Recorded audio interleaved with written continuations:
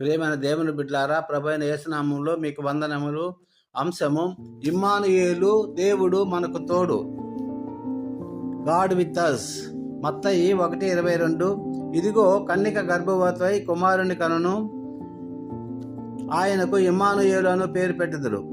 దేవుడు నాకు నీకు తోడుగా ఉండడానికి ఈ లోకానికి వచ్చినాడు. ఈ లోకములో ఉన్న వారందరికీ దేవుడి తోడు సహాయము కావలను. దేవుడు ఆత్మస్వరూపి. అతడు అంతటా అన్ని చోట్ల ఉండగలడు. ఆయన సర్వమును ఎరిగినవాడు. ఆయన సర్వశక్తిమంతుడు. ఆయన ఎక్కడైనా ఉండగలడు. ఆయన ప్రపంచంలో ఉన్న ప్రతి ఒక్కరికి జవాబు ఇవ్వగలడు. దేవుణ్ణి ఒక్క చోటికే పరిమితం చేయలేము. దేవుడు స్వయంభవుడు. ప్రతి చోట ఉండగలిగే వారే దేవుడు. ప్రియ బిడ్డ, పరిశుద్ధాత్మ దేవుణ్ణి నీ దేహంలోనికి ఆహ్వానించి నీలో కార్యములు చేయడానికి అనుమతిస్తే గొప్ప అద్భుతాలు చూడగలవు. ఇవన్నీ మనకు ఎవరిస్తారు?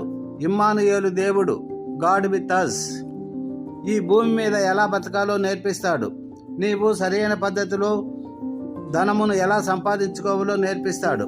నీకు కుటుంబ బాంధవ్యాన్ని ఇచ్చి ఎలా పోషించుకోవాలో నేర్పిస్తాడు.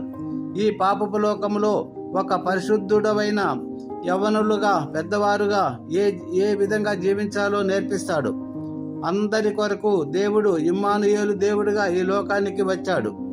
అతను నీకు తోడుగా ఉండాలని, నిన్ను బలపరచాలని, నీకు అవసరముగా ఉన్నవన్నీ ఆయన చిత్తానుసారముగా ఇవ్వాలని, నిన్ను దీవించాలని, నిన్ను పైకి లేవనెత్తడానికి, పైకి తేవడానికి, నీ జీవితాన్ని మార్చడానికి ఎప్పుడు ఇవ్వాలో, ఏమి ఇవ్వాలో అతనికి బాగుగా తెలుసు. అందుకే ఇమ్మానుయేలు దేవుణ్ణి నిన్ను నీవు సమర్పించుకో. సరి అయిన సలహాలు ఇచ్చేవారు లేక అనేక మంది ఇబ్బంది పడుతున్నారు. నన్ను అర్థం చేసుకొని ఆదరించేవారు ఎవరని హృదయంలో పెద్ద గాయం చేసుకొని ఉన్నారు. ఒకే తృష్ణ కలిగి ఉన్నారు. చాలా మంది ఎవరిని నమ్మాలో తెలియని పరిస్థితుల్లో ఉన్నారు. ఇమ్మానుయేలు దేవుడు నీకు తోడుగా ఉంటే ఈ వ్యాపారము, ఈ ఉద్యోగము ఎలా చేయాలో నేర్పిస్తాడు. నీవు ఆత్మ ద్వారా దేవునితో సన్నిహితముగా ఉన్నప్పుడు అతన్ని నీ చెవుల ద్వారా విని, ఆత్మీయ కన్నుల ద్వారా చూచి, హృదయం ద్వారా గ్రహింపగలుగుతావు. నీ కన్నులకు కూడా పరిస్థితులను చూచి పరిశుద్ధాత్మ ద్వారా ఆ క్లిష్ట పరిస్థితిని ఏ విధముగా జయించాలో నేర్పిస్తాడు.